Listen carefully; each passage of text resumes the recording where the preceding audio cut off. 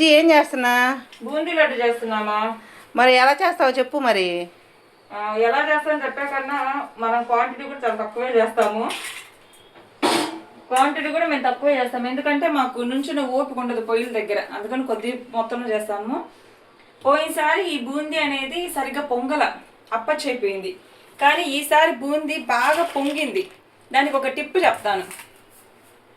మనము శనగపిండిని ఇదిగోండి, పోయినసారి మా అమ్మ దీంతో జల్లిచ్చింది.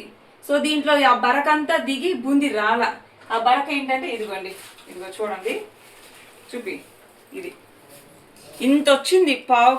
దాదాపు పావు కేజీ పైనే శనగపిండి తీసుకుంటే ఇంత బరక వచ్చింది. ఇది వేస్తే బూందీ రాదు.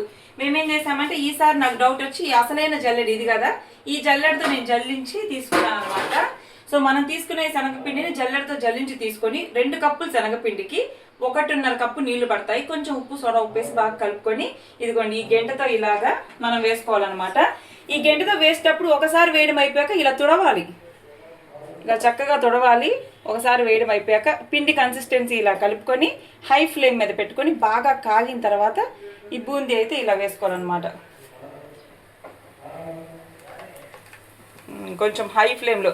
సో ఇలా మెత్తగా ఉన్నప్పుడే తీసుకోవాలి. మరి కారం బూందీ కానీ తీసుకుంటాం కదా, అలా తీసుకోకూడదు. స్వీట్ బూందీ కాబట్టి, ఇది లడ్డు చేయడానికి కాబట్టి అలా తీసుకోవాలన్నమాట.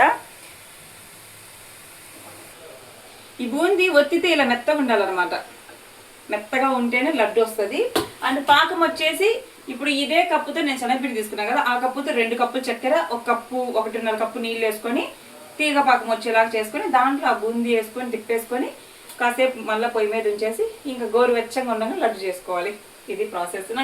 మనం ఇంకా చక్కెర పాకం కలుపుకున్న దాన్ని మిక్సీ పట్టేసుకున్నాను నేను. బూందీని మిక్సీ పట్టుకున్న బూందీలో ఇంకా డ్రై ఫ్రూట్స్, జీడిపప్పు, ద్రాక్ష వేసి ఇలా లడ్డు చేసి పెట్టుకుంటున్నాను.